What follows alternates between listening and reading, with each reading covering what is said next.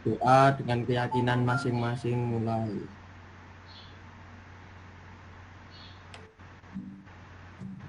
Selesai. Terima kasih. Ya, terima kasih Vincentius Diwangga. Saya share screen dulu. Materi hari ini kita akan belajar tentang organisasi komputer dan arsitektur komputer.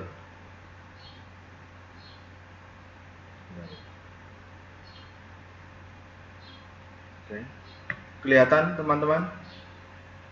Kelihatan Pak, kelihatan. Oke, di pertemuan kelima ya, kita sudah masuk ke pertemuan kelima. Rencana nanti di pertemuan ketujuh kita akan mengadakan UAS tentang ya dari pertemuan 1 sampai pertemuan ini, tapi nanti saya tertulis ya. Saya takutnya nanti kalau pakai kuisis, takutnya nanti ada yang ngehack soalnya sudah banyak yang kena ya. Jadi nanti tertulis kemudian dikirim foto, nanti ditulis tangan. Oke.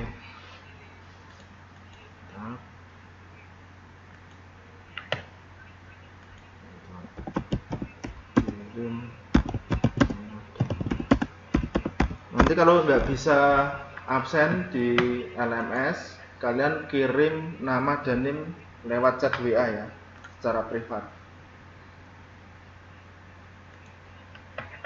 Oke.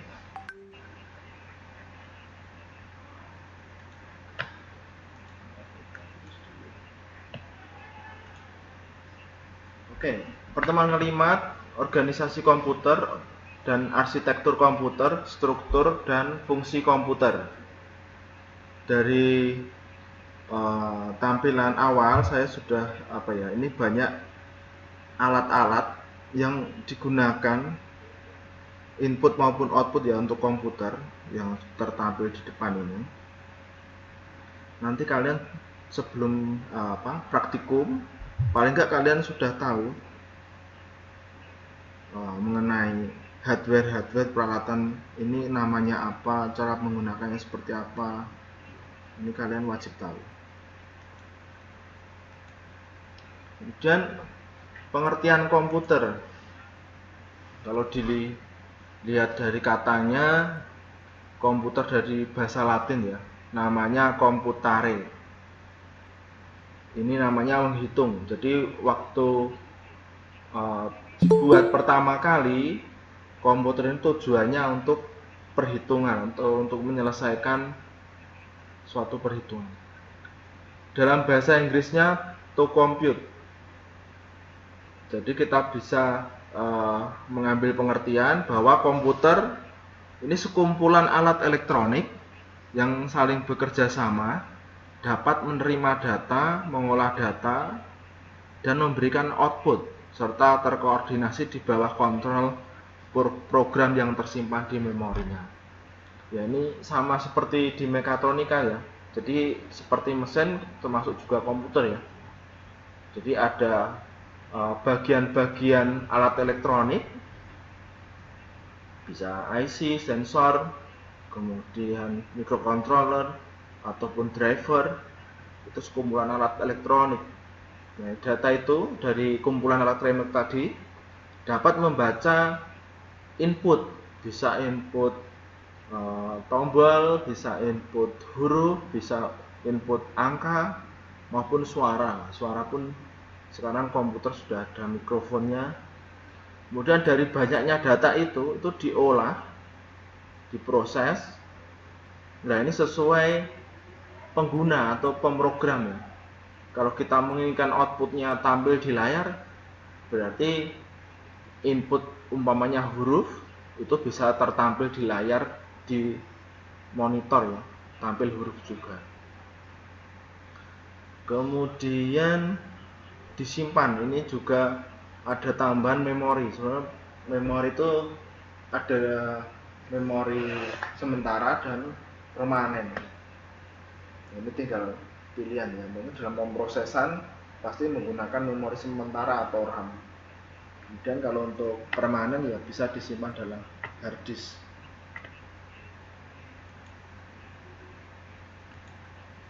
Oke, fungsi komputer sendiri ini yang paling utama yaitu mengolah data processing. Bisa data angka dalam perhitungan Excel ya, umpamanya kita menggunakan aplikasi Microsoft Excel, kemudian angka input umpamanya di kolom 1 ditambah dengan kolom 2, kemudian ditambah kolom 3, ini diolah. Jadi fungsi komputer itu mengolah, bisa penjumlahan, bisa perkalian, bisa pembagian, ini semuanya bisa diolah.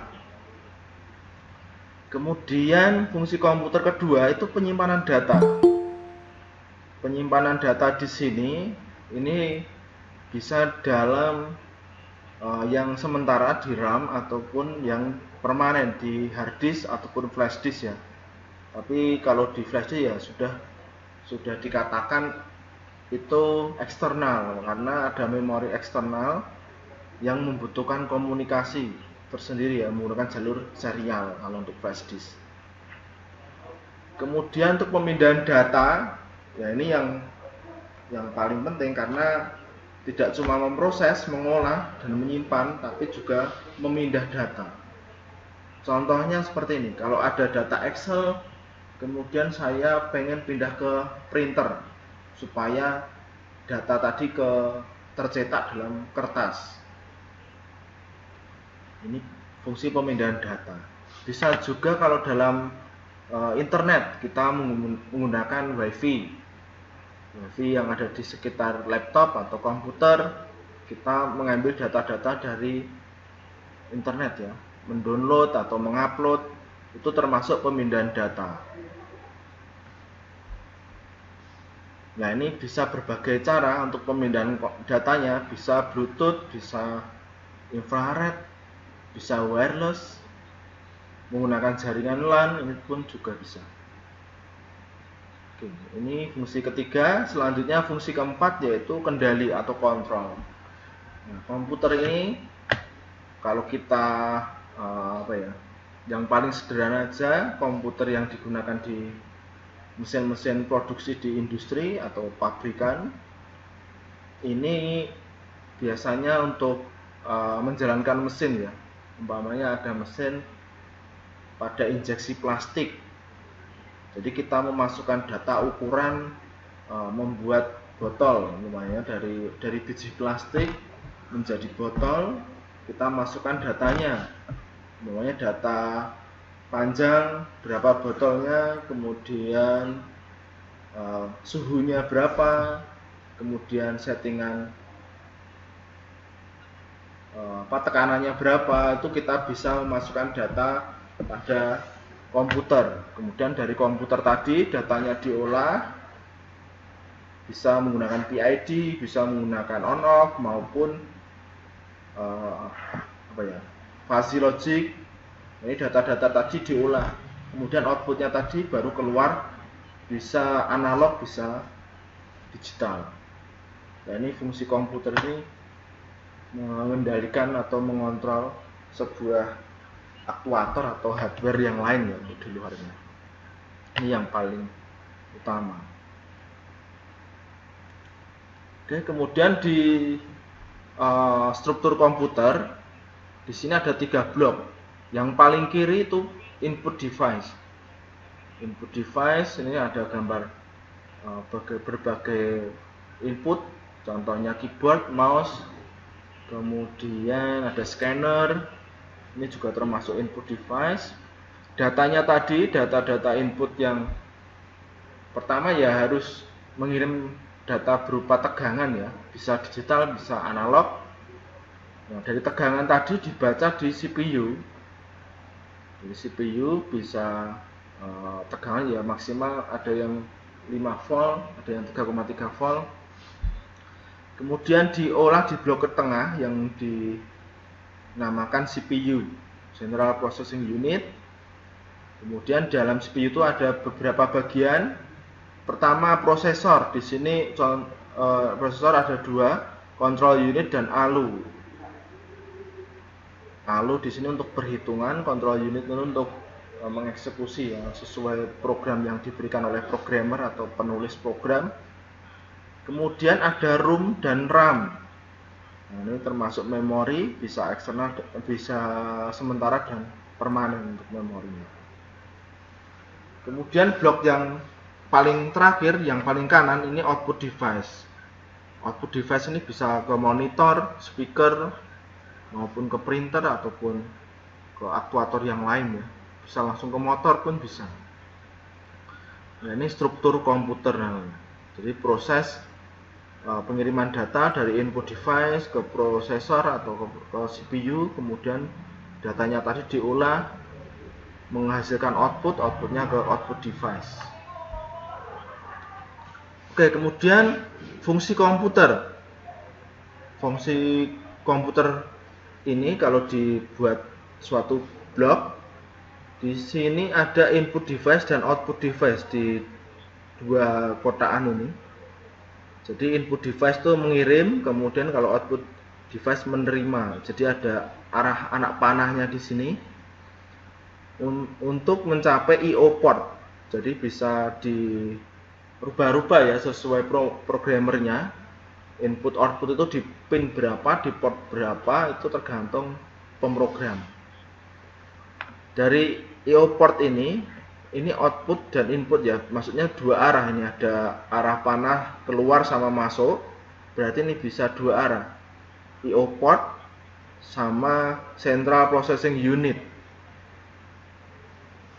Kemudian dari central processing unit ini diolah datanya, bisa langsung disimpan ataupun langsung dieksekusi ke output device ya. Jadi biasanya disimpan dulu ke memori, kemudian di sini ada address bus. Jadi setiap bagian I/O port maupun CPU ataupun memori ini ada alamatnya, alamat address bus. Kemudian untuk pengirimannya juga tersedia jalur menggunakan database.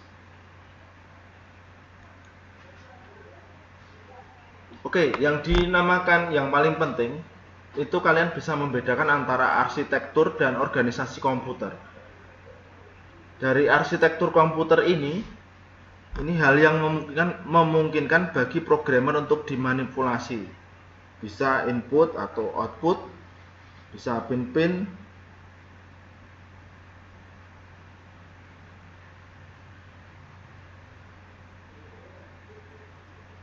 bentar ya. Oke, kemudian arsitektur komputer ini berkaitan dengan atribut-atribut yang mempunyai dampak langsung pada eksekusi logis sebuah program. Jadi mempunyai dampak langsung pada eksekusi logis sebuah program. Jadi masih arsitektur itu masih mendekati dengan programmer ya. Jadi bisa dibuat supaya itu menjadi pin output ataupun pin input ya. Bisa juga itu menjadi perintah, set instruksi. Di sini ada contoh untuk arsitektur komputer. Di sini ada contohnya set instruksi. Kemudian jumlah bit yang digunakan untuk penyajian data. Ada mekanisme input output, teknik pengalamatan, addressing teknik. Ini termasuk arsitektur komputer. Jadi yang paling ditekankan di sini memungkinkan bagi programmer untuk dimanipulasi, kemudian berkaitan dengan atribut-atribut yang mempunyai dampak langsung pada eksekusi logis sebuah program. Jadi yang dinamakan arsitektur komputer itu masih ke dalam programnya ya, yang paling berdekatan ke programnya. Kemudian kalau organisasi komputer, semua fitur yang ada diimplementasikan. Ini berkaitan dengan unit-unit operasional dan interkoneksinya yang merealisasikan spesifikasi arsitektural. Ini ke hardware. Jadi organisasi komputer itu ke hardware, kalau arsitektur komputer itu ke software. Contoh organisasi komputer di sini teknologi hardware, perangkat antarmuka, teknologi memori, sistem memori, dan sinyal-sinyal kontrol. Oke, perbedaan dari arsitektur dan organisasi di sini, suatu pabrikan komputer menawarkan sekelompok model komputer yang semuanya memiliki arsitektur yang sama. Jadi programnya sama, tetapi dengan organisasi yang berbeda. Organisasi ya spesifikasi hardware-nya, bisa RAM-nya, bisa VGA-nya, bisa prosesornya. Ini organisasi untuk hardware. Kemudian akibatnya model-model yang berbeda akan memiliki harga dan karakteristik kinerja yang berbeda. Selain itu, suatu arsitektur dapat bertahan selama bertahun-tahun, meliputi sejumlah model komputer yang berbeda. Jadi model komputer dari spesifikasi pun akan meningkat ya, karena perkembangan teknologi ini yang paling cepat untuk hardware, untuk organisasinya ya. Organisasinya dapat berubah-ubah sesuai seiring dengan perkembangan teknologi. Baik, kalau dikelompokkan, dibuat tabel organisasi dengan arsitektur komputer. Kalau organisasi bagian yang terkait dengan operasional, unit-unit operasional. Contoh teknologi hardware, perangkat antarmuka, teknologi memori, sistem sinyal kontrol. Tapi kalau untuk arsitektur komputer, ini atribut-atribut sistem komputer yang terkait dengan seorang programmer. Set instruksi, aritmatik yang digunakan, teknik pengalamatan, mekanisme I/O. Ini yang kita mengambil kesimpulan bahwa organisasi itu ke hardware, kalau arsitektur ke software, seperti itu. Ada pertanyaan teman-teman?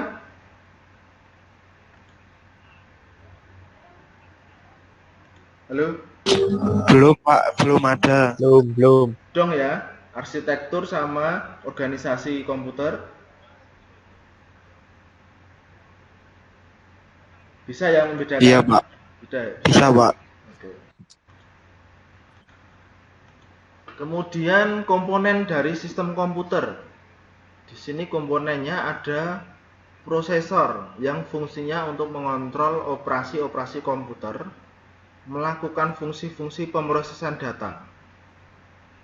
Jadi mengontrol operasi-operasi komputer dan melakukan fungsi-fungsi pemrosesan data. Ini untuk fungsi utama dari prosesor. Kemudian memori utama atau di sini hard disk ya. Jadi menyimpan data dan program.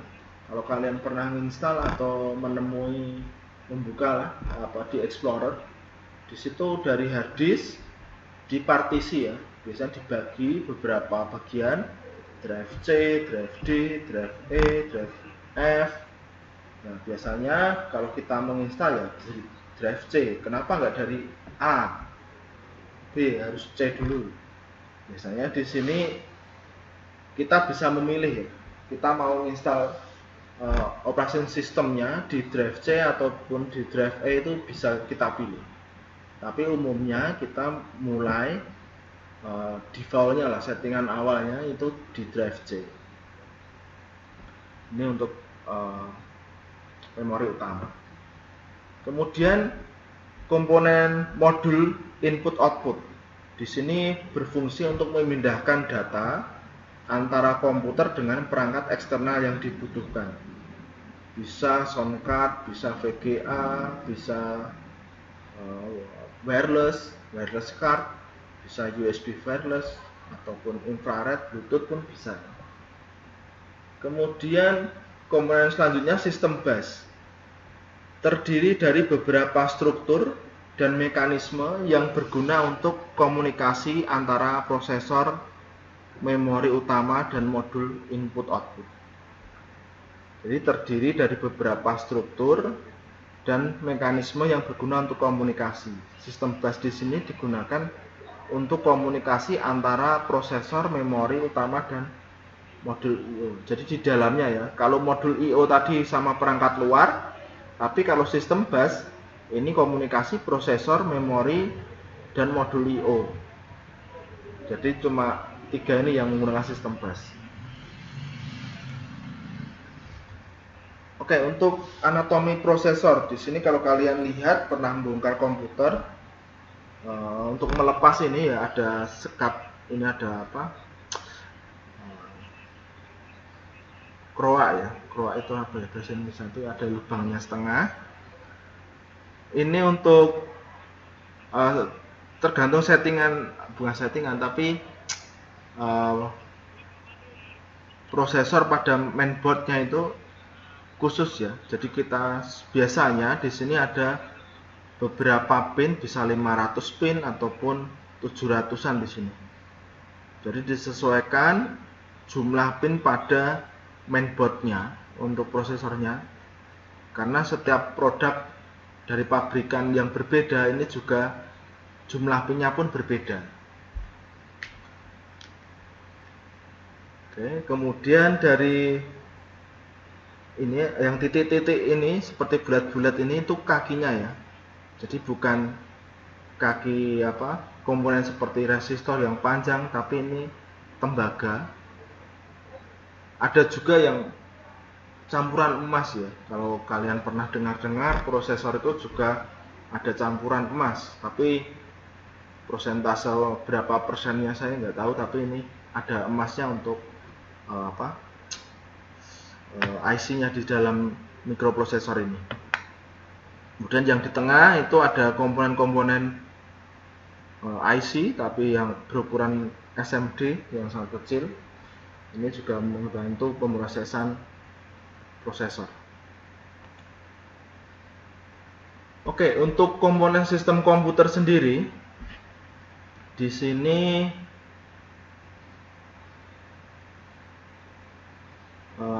ada dua blok utama. Yang pertama CPU, blok pertama CPU, yang sebelah kanan blok memori utama. Kemudian di blok CPU ini ada beberapa bagian, ada PC, IR, ALU, controller, IO, BR, MBR, dan MAR. PC itu program counter, kemudian IR itu instruction register, MAR itu memory address register, MBR itu memory buffer register, dan IOBR di sini input output buffer register. Di sini ada beberapa fungsi ya. Jadi di dalam CPU ada beberapa fungsi. Yang PC tadi program counter menyimpan alamat instruksi. Kemudian yang IR instruksi yang dieksekusi. Yang MAR tempat untuk menampung alamat memori berikutnya yang akan dibaca ataupun ditulis. Kemudian MBR tempat untuk menampung data yang akan ditulis ke memori. Jadi ada alamat, ada data. MAR khusus untuk alamat, MBR untuk data yang ditulis ke memori. Kemudian IO, BR digunakan untuk menampung data yang dipertukarkan di device dengan CPU. Kemudian yang blok kedua, ini ada memori utama. Di sini ada dua bagian, tapi bagian instruksi ini jumlahnya banyak sesuai dengan kapasitas memori. Kemudian bagian kedua itu data. Jadi nanti alamatnya tadi disimpan di MBR, kemudian data yang akan dikirim ataupun ditulis itu di MAR ya. MAR itu alamat, kemudian datanya itu yang MBR. Balik tadi.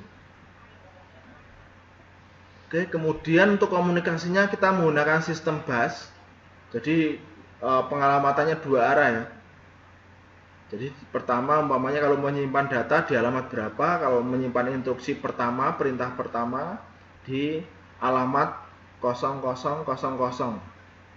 Kemudian instruksi kedua 0001 sampai perintah instruksi yang terakhir ya. Komunikasi sistem bus nanti prosesnya pengiriman data. Pertama menyimpan instruksi yang dieksekusi, kemudian untuk menampung alamat dan menampung data. Oke, fungsi komponen dari struktur kerja komputer. Jadi ada input device, output device, dan IO port. Kalau dilihat sebelah bagian kanan ini ada foto atau gambar pada belakang CPU ya. Kalau kalian perhatikan, yang kalau punya komputer yang masih CPU ataupun desktop, ini di bagian belakangnya ada konektor-konektor yang fungsinya untuk komunikasi dengan beberapa hardware. Yang paling atas yang warna biru ini khusus untuk keyboard ya, keyboard tapi keyboard yang menggunakan colokan PS2. Kemudian yang warna hijau ini mouse. Jadi pilih mouse yang kalian menggunakan seperti ini, mouse yang konektornya menggunakan PS2. Kemudian yang di bawahnya di sini koaksial S atau P, D, I, F, outward. Di sini untuk komunikasi data ya, tapi menggunakan kabel koaksial. Kemudian optical SDF, PDF output. Di sini menggunakan optik, bisa infrared ataupun fotodiode. Kemudian ada port paralel yang warna pink. Ini 25 kaki. Kemudian aplikasinya biasanya menggunakan printer-printer tipe lama. Kalau sekarang sih menggunakan USB ya. Tapi kalau zaman dulu menggunakan printer tipe printer yang menggunakan masih tinta berupa pita. Kemudian yang di bawah ini ada 4 USB port, bisa komunikasi flash disk ataupun kamera. Kemudian untuk LAN port di sini juga untuk mengirim dan menerima data dari jaringan LAN ataupun nomor IP ya. Nanti setiap komputernya ada nomor IP atau LAN-nya. Dan di bawahnya ini ada subwoofer untuk speaker ya. Ini subwoofer. Kemudian yang tengah set speaker output port. Kemudian yang paling kanan rear speaker output port. Ini yang paling bawah di sini mikrofon port. Jadi khusus untuk mikrofon sendiri ada, untuk speaker sendiri ada untuk komputer tipe lama ya. Kalau sekarang antara mikrofon sama speaker itu sudah jadi satu ya, untuk jalur. Kemudian input di sini perangkat keras komputer yang berfungsi sebagai alat untuk memasukkan data atau perintah ke dalam komputer. Contohnya keyboard, scanner, mikrofon ataupun mouse ya. Kemudian output device di sini perangkat keras komputer yang mempunyai fungsi untuk menampilkan keluaran atau menampilkan data yang telah diproses dari prosesor. Contohnya dapat berupa hard copy, kertas, melalui printer, soft copy ke monitor, ataupun berupa suara. Selanjutnya, fungsi komponen dalam struktur kerja komputer I/O port, input dan output port. Bagian ini digunakan untuk menerima ataupun mengirim data keluar sistem. Peralatan input dan output di atas terhubung melalui port ini. Bisa USB. Kalau kalian belajar menggunakan Arduino, kalian menancapkan kabel USB ke laptop ataupun ke komputer, ini termasuk I/O port ya. Mengirim data ataupun menerima data dari luar sistem. Selanjutnya Central Processing Unit atau sering disingkat CPU. Ini otak sistem komputer dan memiliki dua bagian, ALU untuk aritmatik, logical unit sebagai pengolah data, kemudian control unit CU sebagai pengontrol kerja komputer. Terdapat pula memori unit register sebagai tempat penyimpanan memori sementara. Terdapat pula memori unit sementara ini yang RAM ya. Kalau dilihat di sebelah kanan ada RAM, ada ROM. Kalau ROM ini langsung disolder ke mainboardnya, tapi kalau RAM ini cuma dijepit atau dibuat slot, tinggal menancapkan, ini bisa digonta-ganti kalau RAM. Tapi kalau ROM sudah susah kalau untuk mencopotnya ini. Oke, kemudian memori. Di sini terbagi menjadi dua bagian, yaitu RAM, memori internal dan memori eksternal. memori internal berupa RAM, random access memory, yang berfungsi untuk menyimpan program yang kita olah untuk sementara waktu. Dan ROM, read only memory, memori yang hanya bisa dibaca dan berguna sebagai penyedia informasi pada saat komputer pertama kali dinyalakan. Ini yang ROM ya. Kemudian data bus atau data bus merupakan jalur-jalur perpindahan data. Jadi jalurnya memindahkan data dari dalam komputer ya. Tadi data bus bisa mengirim dari prosesor ke memori ataupun dari input ke prosesor ya. Karena pada suatu saat tertentu masing-masing saluran hanya dapat membawa 1 bit. Maka jumlah saluran menentukan jumlah bit yang dapat ditransfer pada suatu saat. Lebar data bus ini menentukan kinerja sistem secara keseluruhan. Sifatnya bidireksional, artinya CPU dapat membaca dan menerima data melalui data bus. Data bus ini biasanya terdiri dari kelipatan ya di sini, dari 8, 16, 32 maupun 64 jalur paralel. Ini yang digunakan komunikasi antara RAM, kemudian hard disk dengan prosesor, ini menggunakan data bus ya. Semakin jalurnya semakin banyak, komunikasinya juga semakin cepat ya. Kemudian address atau alamat bus di sini untuk menandakan atau menandai lokasi sumber ataupun tujuan pada proses transfer data. Pada jalur ini CPU akan mengirimkan alamat memori yang akan ditulis atau dibaca. Address bus biasanya memiliki terdiri atas 16, 20, 24, 32 jalur paralel. Jadi dibedakan ya antara data bus itu datanya, jalur datanya, kemudian kalau address itu alamatnya ya. Yang ketiga, yang 6 tadi kan sudah address bus, function control bus. Digunakan untuk mengontrol penggunaan serta akses data bus dan address bus. Terdiri atas 4 sampai 10 jalur paralel. Oke, untuk struktur dan fungsi komputer. Di sini komputer merupakan suatu sistem kompleks yang memiliki jutaan komponen elektronik elementer. Jadi sudah terbentuk menjadi sistem.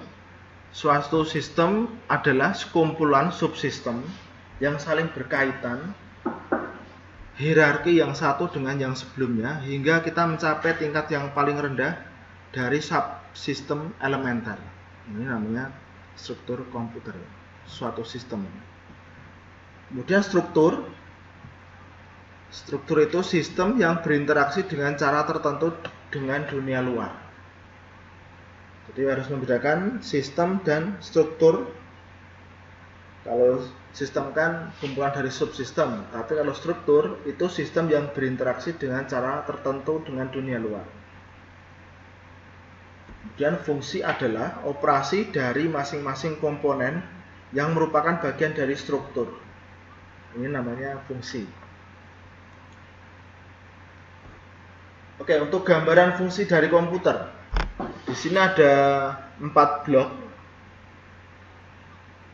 Jadi dari sumber dan tujuan datanya. Kalau dilihat di sini menggunakan 2 anak panah ya. Jadi bisa menerima, bisa mengirim.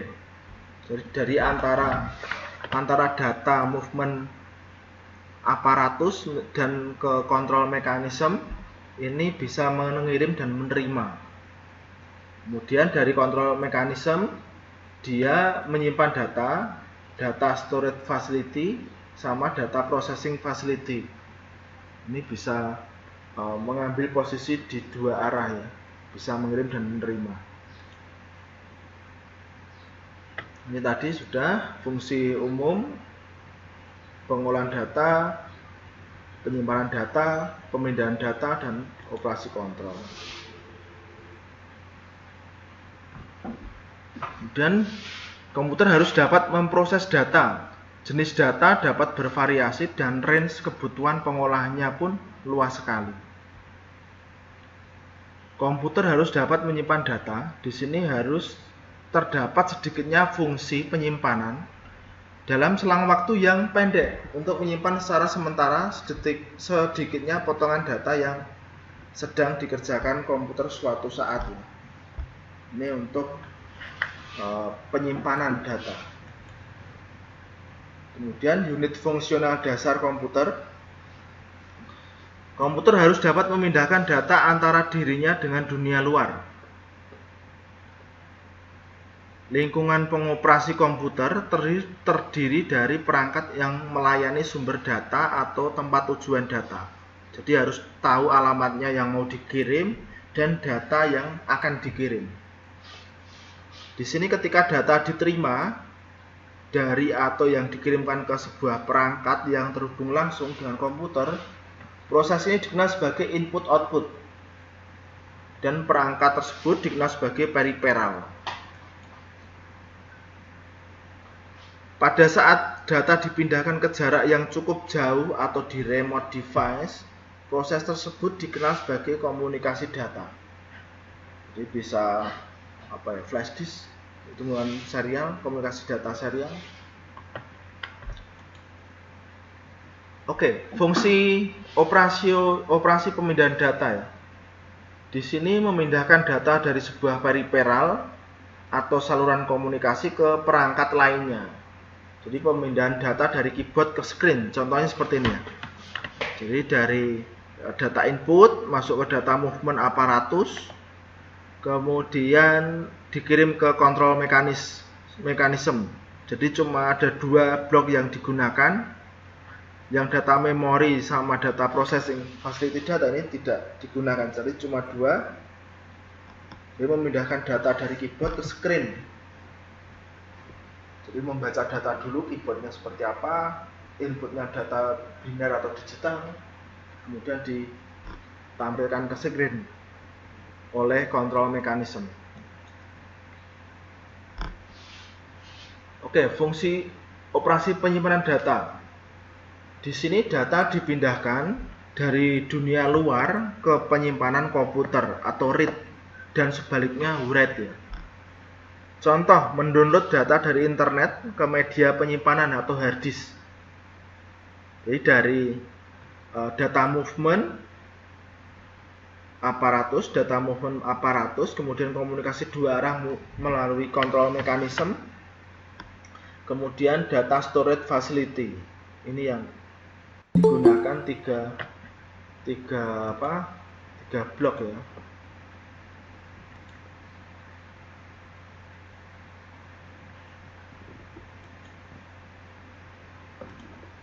Oke, kemudian proses dari atau ke unit penyimpanan. Jadi antara unit penyimpanan, operasi-operasi yang melibatkan pengolahan data yang telah diolah terhadap data yang tersimpan. Umpamanya dari data hard disk, saya sudah mempunyai data, kemudian ada data baru, saya bandingkan umpamanya. Nah ini masuk ke control mechanism sama data storage dan data processing. Oke, jadi yang digunakan tiga blok ini, updating bank statement ini contohnya.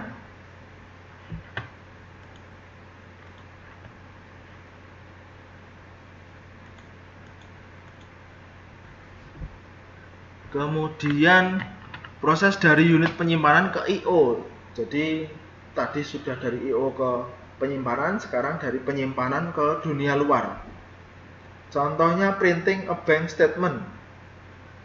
Jadi di sini arahnya dari data movement, kemudian control mechanism, kemudian data processing diolah, kemudian masuk ke data, diolah lagi control mechanism lagi, masuk ke sini, kemudian baru terakhir data storage facility.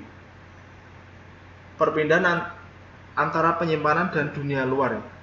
Jadi masih menggunakan jalur data movement aparatus, kemudian control mechanism, kemudian di data diproses dulu di data processing facility, Kemudian data storage facility ini yang terakhir.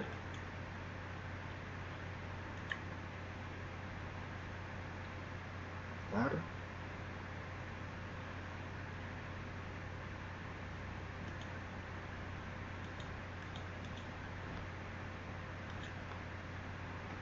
Oke, komputer adalah sebuah entitas yang berinteraksi dengan cara tertentu dengan dunia luar.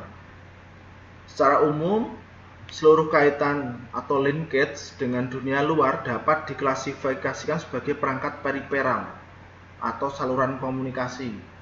Kalau kita gambarkan sesuai ikatannya, kaitannya, linkage-nya sama dunia luar itu seperti ini. Jadi dari periferal barang-barang yang seperti sensor, keyboard, kemudian mouse, ini kita masuk ke periferal. Kemudian ini komunikasi menggunakan command line, masuk ke komputer. Kemudian komputer itu dibuat ikatan, di dalamnya itu ada memori utama, kemudian I/O dan CPU. Dari CPU kita buka linked lagi suatu lingkaran ini. Di CPU itu ada proses ALU, register, control unit dan internal system bus. Nah, ini saling terkait antara kalian dibuat dari periferal masuk ke command line komputer masuk ke CPU masuk ke control unit maupun ALU.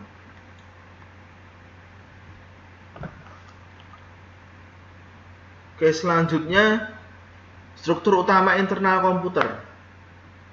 Internal komputer di sini CPU ya, Central Processing Unit, mengontrol operasi komputer dan membentuk fungsi-fungsi pengolahan datanya. Kemudian memori utama menyimpan data, I/O memindahkan data antara komputer dengan lingkungan luar. Kemudian sistem interconnection, beberapa mekanisme komunikasi antara CPU dengan memori utama dan I/O. Oke, kalau dibuat linked atau ikatan, jadi komputer ada 4 bagian, I/O, sistem bus, memori, CPU, kemudian di CPU dipecah lagi menjadi register, ALU, internal CPU interconnection, dan control unit. Oke, control unit ini mengontrol operasi CPU dan pada akhirnya mengontrol komputer. Mengontrol operasi CPU dan pada akhirnya mengontrol komputer. Kemudian yang ALU, arithmetic dan logic unit, ini membentuk fungsi-fungsi pengolahan data komputer. Bisa perhitungan. Kemudian register sebagai penyimpan internal bagi CPU. Kemudian CPU interconnection, sejumlah mekanisme komunikasi antara control unit, ALU, dan register. Komunikasi antara CU, ALU, register. Kemudian dari struktur unit control,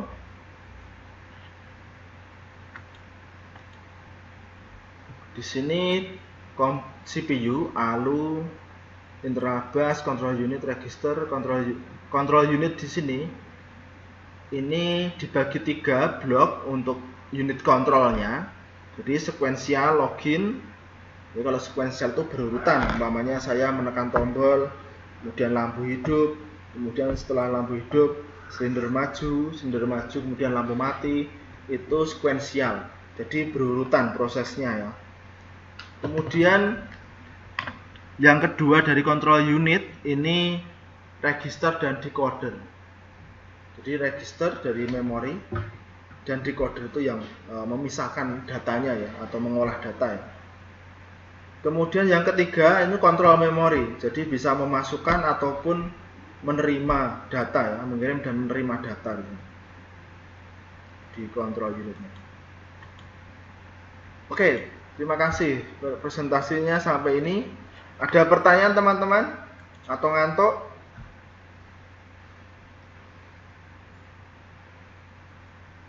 Halo? Belum ada. Belum, Pak. Belum ada, Pak. Belum, Pak. Atau bingung mau tanya apa? Iya, Pak. Enggak, Bingung. Pak. Soalnya itu materinya banyak tuh, Pak. Kalau dibaca sekali mungkin kurang paham. Oh iya, iya. Tapi bisa membayangkan komputer itu di dalamnya ada prosesor, ada VGA, ada memori. Itu bisa membayangkan nggak kalian? Bisa, Pak. Bisa, Pak. Bisa, Pak. Bisa. Oke. Kalau dulu ya, kalau hobinya elektronik itu biasanya sering bongkar-bongkar. Tapi nggak tahu kalian tipe yang hobi elektronik apa enggak. Kalau saya dulu suka membongkar-bongkar barang-barang elektronik. Ya dari laptop, komputer, ya ya bukannya apa ya, takut memperbaiki atau gimana, tapi paling enggak kita tuh hobi, senang. Oh ternyata di dalamnya komputer terus ada komponen yang tidak saya kenal dan saya pernah megangnya, dan hal baru itu akan menarik menurut saya. Jadi komponen baru, umpamanya ada microcontroller Arduino tipe baru, wah saya pengen beli ini kayaknya lebih bagus untuk pemrograman atau lebih cepat dalam pemrosesan mengompel atau mendownload program. Nah itu saya suka hal-hal yang baru dengan hardware elektronik ya. Tapi kalau nggak suka mungkin untuk pengetahuan aja, umpamanya nanti komputer kalian mengalami masalah, umpamanya RAM-nya kok layar laptop saya tidak bisa tampil, kemudian itu bisa diidentifikasi ya, maksudnya bisa RAM-nya, bisa VGA-nya, bisa baterainya, bisa apanya, itu bisa dideteksi. Jadi kita kadang sudah mau menentukan ini saya servis sendiri bisa atau saya langsung kirim ke tukang servis. Paling nggak kalian tuh tahu, wah ini mas dalamnya waktu datang ke tukang servis, mas ini rusak RAM-nya, tolong diganti. Jadi sudah bisa mengidentifikasi sendiri. Kemudian dari tukang servis juga mengidentifikasi sendiri. Bisa kita juga identifikasinya salah atau benar, kita juga belajar juga seperti itu. Di industri pun akan mengalami ya. Jadi nanti kalau kalian bekerja di pabrik, kemudian diberikan tugas untuk menangani satu mesin dan mesinnya itu produk baru, kemudian dari luar negeri yang tidak pernah kita bayangkan. Nah itu kita pertama ya baca data sheetnya dulu, data manualnya seperti apa. Kemudian otaknya prosesor itu di mana. Kemudian inputnya itu ada berapa, outputnya ada berapa. Nah kita harus tahu membagi atau mengklarifikasi ya, maksudnya dipilah-pilah antara inputnya, kemudian blok prosesnya dan blok outputnya. Ini yang wajib anak mekatronika tahu, bisa mengidentifikasi troubleshooting kesalahan-kesalahan, umpamanya sensornya error, ini akan mempengaruhi ke sistem microcontroller atau prosesornya, ini akan berpengaruh apa enggak. Nanti orang mekatronika wajib bisa troubleshooting, termasuk komputer juga ya, karena komputer juga alat mekatronika juga, karena ada input, ada proses, ada output, itu juga termasuk mekatronik juga. Kemudian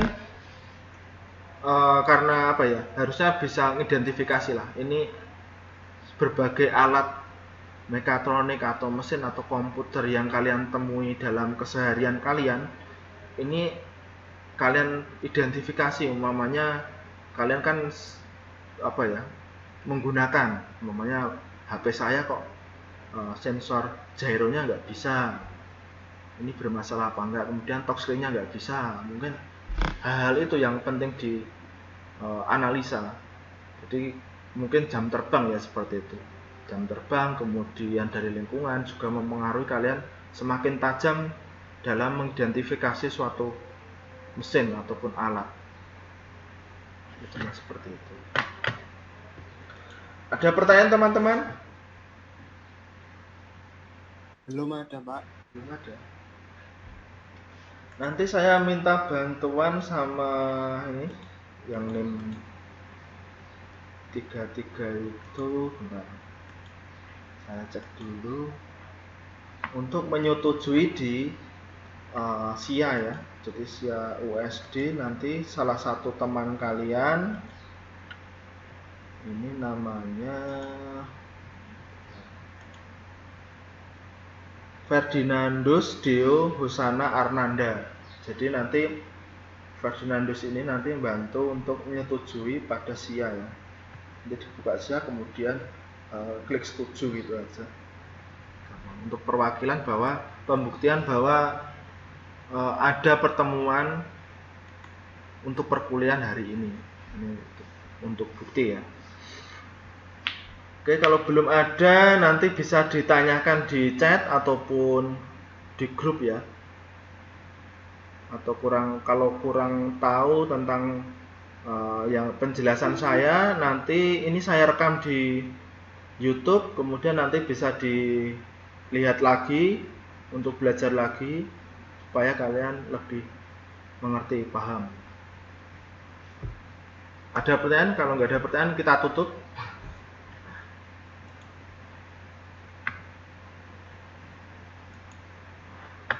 Sudah absen teman-teman di LMS? Jangan lupa absen.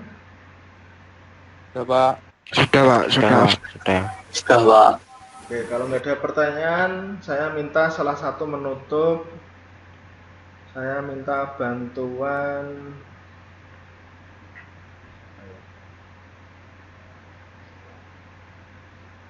Gabriel Satria. Ada nggak Gabriel Satria?